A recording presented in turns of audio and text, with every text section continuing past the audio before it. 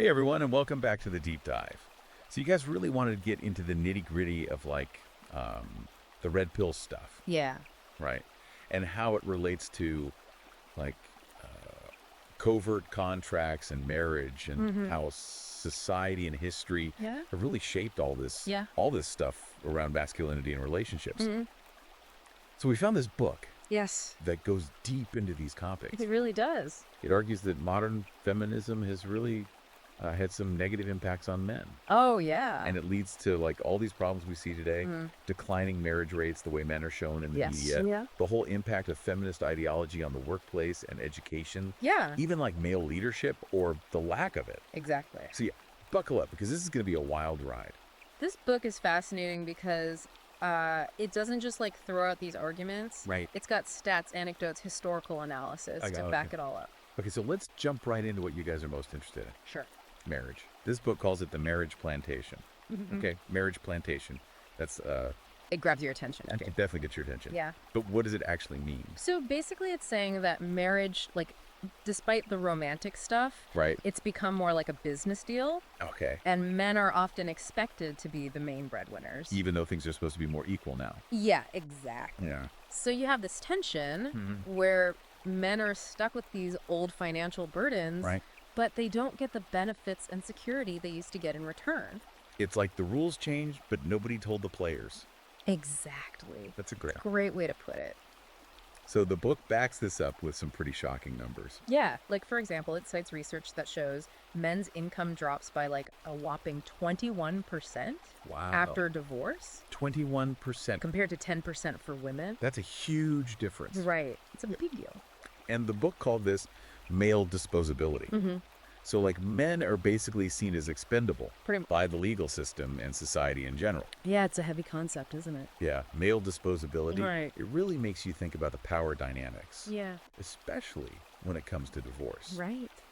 Now, you mentioned earlier that the book also talks about covert contracts in marriage. Yes. And that's something our listeners are really keen to understand. I know, right? So how does the book address this? It goes into how these unspoken agreements. You know, the ones we kind of inherit from societal norms and family traditions? Right, exactly. Yeah. It shows how they can actually backfire on men in the long run. Right. Remember that story about the Australian guy who got blasted online for wanting a traditional marriage? Oh, yeah, he got crucified for it. He did, even though his wife was totally okay with it. Totally. It was a mutual decision, Right? and people still freaked out. I remember that. It just shows you how strong the pushback against traditional roles can be. Even if both partners are happy. It's like you have to conform to this egalitarian ideal, Yeah. even if it doesn't actually work for the couple.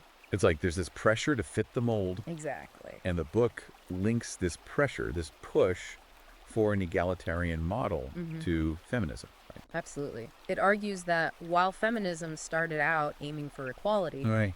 it's gone too far in many ways, Okay. leading to a system that actually disadvantages men now. Especially in marriage and family. Yeah, definitely. So it's not about saying women shouldn't have equal rights, Of course not. but it's more like the pendulum has swung too far the other way. Mm-hmm. Yeah. And now men are facing a whole new set of problems. So this book really highlights the unintended consequences It does. of all these societal changes. Yeah. And it connects these changes to another big trend, the declining birth rate. Oh, yeah. Especially in places like South Korea. Right? They use South Korea as like a case study, Okay. highlighting their plummeting fertility rate. How low are we talking? A shocking 0.81 children per woman. Wow, that's incredibly low. It's way below the 2.1 rate needed to keep the population stable. So why is it so low? The book says a big reason is that Korean men see feminism as a threat. A threat. Yeah, they feel like it's created an environment where women are less likely to share the financial burdens Right. and participate in traditional families. Interesting. There's even a study in the book that found that 72% of Korean men Wow. believe feminism has negatively impacted their place in the world. That's a huge percentage. Yeah, it's a big deal. So it sounds like these feelings of being disadvantaged by feminism or even threatened by it are contributing to men opting out of marriage and family altogether. Exactly. It's like they're saying, if the game is rigged against us, why even play? So the book sees these trends like no kids, no house, no sex as a kind of rebellion Pretty much. against a system that seems unfair. It makes you wonder, What are the long-term consequences for society if so many men feel this way? Right. That's a big question. What happens when a whole generation checks out? The book actually talks about the rise of men's rights groups in South Korea Yeah. and how they're pushing back against what they see as a feminist takeover. So they're demanding fairness?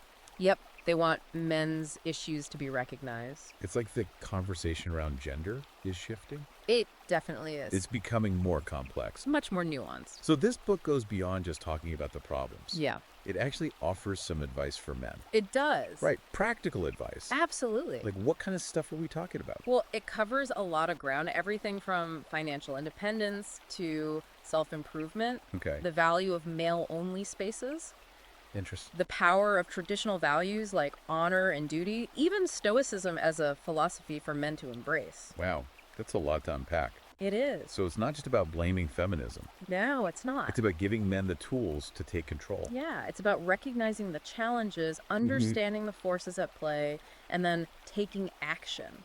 Taking action to create a life that aligns with their values. It's about finding a way forward, even in a world that feels hostile to traditional masculinity. I think that's going to resonate with a lot of men, especially those who identify with the red pill philosophy. I think so too. It's not about dwelling on the problems. Right, It's about finding solutions. right. Now we've got a lot more to cover, including the book's take on the decline of male leadership Yep, and the media's portrayal of men. that's a big one. But before we dive into that, I want to give our listeners a moment to reflect on what we've talked about so far. Okay. What are your initial thoughts on this idea of the marriage plantation Yeah. and men opting out of traditional relationships? Mm-hmm. Does this resonate with your own experiences and observations? I think it's a lot to take in, but what I find so interesting about this book is that it makes you look beneath the surface.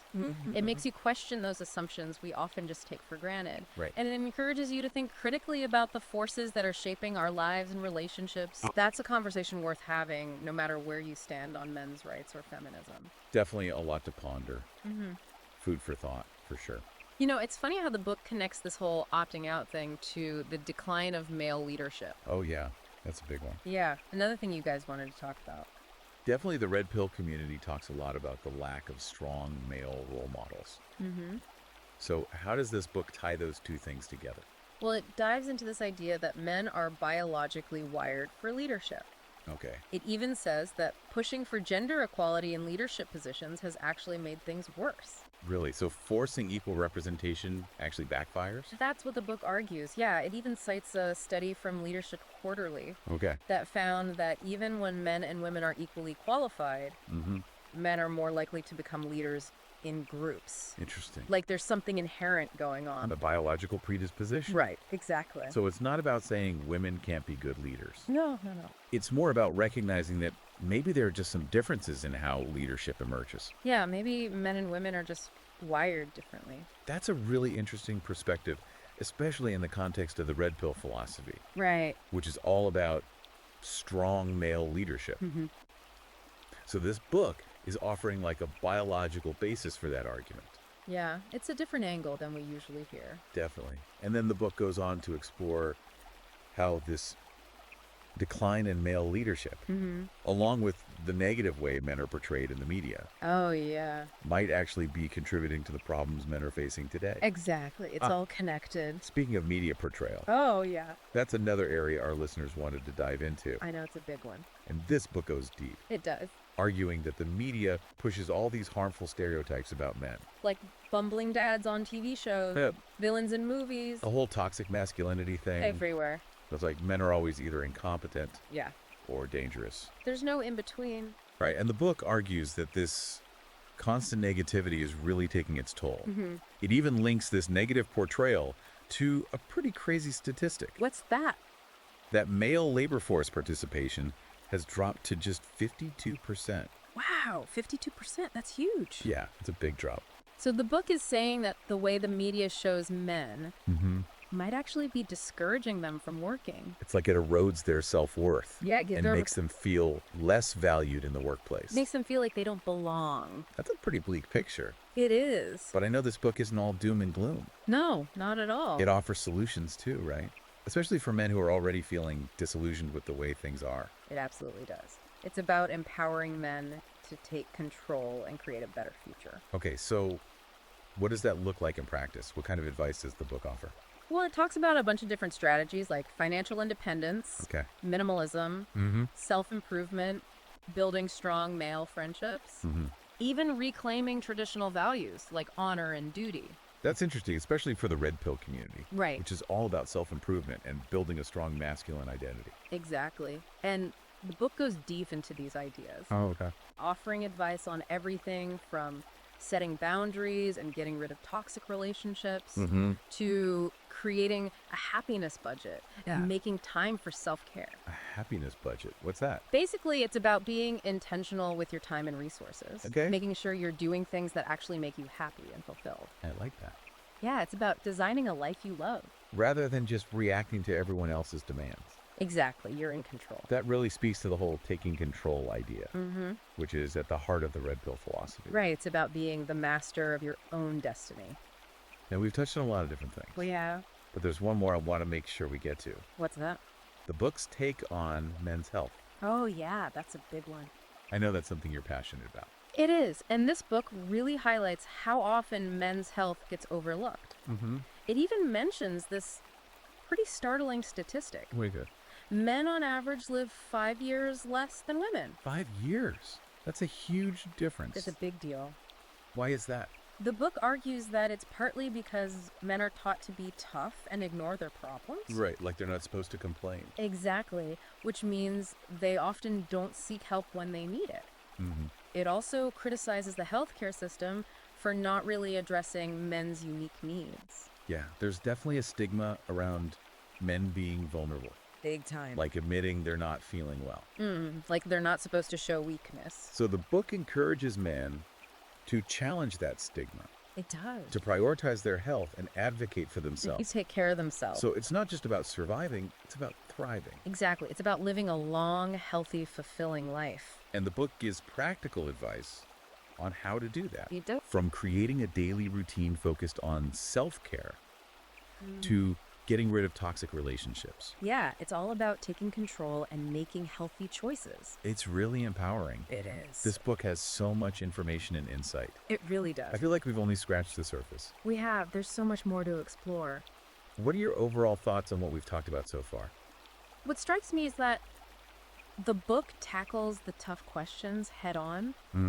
It challenges the way we think about things, and it empowers men to take control and build a better future for themselves. I couldn't agree more. It's a book that will definitely spark conversations and challenge assumptions. Oh, yeah, for sure. And for our listeners who are already familiar with the red pill philosophy, this book offers a deeper dive into those core ideas. He does. It gives them the historical and societal context that's often missing from online discussions. You know, one thing that really resonated with me is the book's emphasis on male-only spaces. Oh yeah, that's a good one. In a world where men are constantly told to adapt to female-dominated environments, it argues that men need their own spaces to connect and support each other. To just be themselves. Exactly, without judgment, to explore their masculinity, without feeling like they have to constantly negotiate everything. That's a really interesting point, especially when you think about the listener's interest in covert contracts within marriage. Right. It makes sense that men would seek out spaces where they don't have to navigate those unspoken agreements all the time.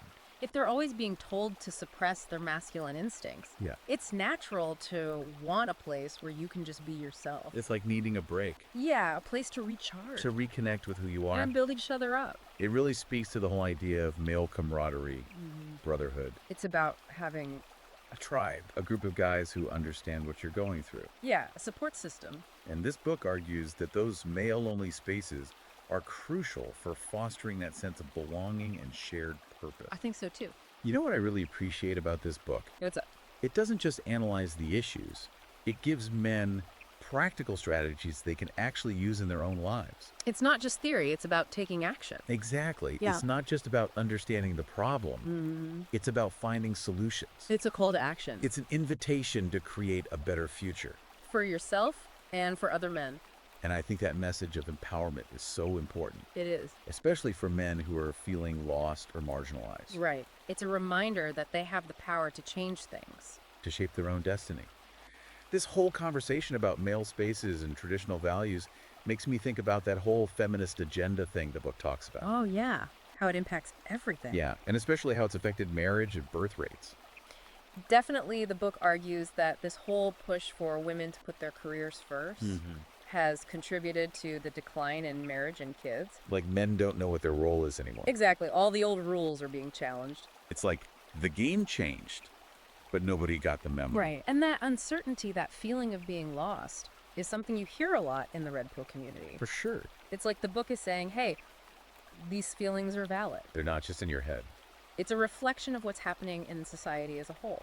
And it's interesting because the book doesn't hold back on criticizing feminism, It doesn't. but it also recognizes that the original goals of the movement, like equal rights and opportunities, were important. Of course. It's more about the unintended consequences. Yeah, like maybe things went too far. Like the pendulum swung too hard in the other direction. Right. It's not about saying feminism is bad. It's Yeah. about having an honest conversation about its impact. Both the good and the bad. Yeah, exactly. Especially in today's world where everyone's so quick to take sides. It's about nuance, It is. recognizing that even good intentions can have negative effects. And I think the book does a good job of presenting both sides of the story. It acknowledges that it's complicated. It really does. One thing I found really interesting was the book's discussion of the role vacuum. Oh, yeah, that's a good one. The idea that feminism dismantled traditional male roles, but didn't offer any clear alternatives. So men are left wondering, what are they supposed to do now? That's like an identity crisis. Totally, if all the old markers of masculinity are What gone. does it even mean to be a man today? Right, that's the big question. And the book offers some possible answers, It does. encouraging men to find their own path. To redefine masculinity for themselves. So it's not about clinging to the past, No, it's about moving forward. evolving. Exactly, taking the best parts of traditional masculinity and adapting them to the world we live in today. That's like evolution, not revolution. I like that. It's about progress while still respecting our roots. Right. And I think that's a message that a lot of men will relate to. Especially those who are trying to figure out how to balance their upbringing with the way things are now. Yeah. It's tough out there. You know, one really practical piece of advice the book gives What's that? is the importance of financial independence. Oh, yeah. Being financially secure. It argues that in a world where men's traditional role as provider is being challenged, financial security is more important than ever. If you're not financially stable, you're always going to be at a disadvantage. In your relationship. In society as a whole. And it ties back to what we were talking about earlier. Covert contract. Exactly. If men don't have financial power, it's harder for them to negotiate those unspoken agreements fairly. Financial independence gives you options. Leverage. You can approach those negotiations from a position of strength It's about taking control, of your own life. which is so important for men who are feeling powerless It's a reminder that they have the power to change things. to build the life they want. Exactly. This has been such an insightful conversation. I've learned so much about the challenges men are facing Me too. and how they're dealing with all these changes. It's a complex landscape out there. It really is. What are your final thoughts on this book? You know, I think it's a really valuable resource for anyone who wants to understand the red pill philosophy. It explains those concepts in a way that makes sense. And it puts them into context. It shows how they fit into the bigger picture of history and society. And it validates the feelings that a lot of red pill guys have. That frustration, that disillusionment. But it also offers solutions. A way forward. It's not just about complaining. It's about taking action Creating a better future. for yourself and for other men. Exactly. And for anyone who's interested in learning more. I definitely recommend checking out the book. Yeah, you can find it on Amazon Kindle and Google Play Books. It's a really thought-provoking read It'll definitely challenge your assumptions. and give you a lot to think about. Well, that's all the time we have for today's deep dives into the world of modern masculinity. Thanks for joining us. We hope you found it insightful and empowering. And remember, guys, Keep learning keep growing. and keep striving to be the best version of yourselves.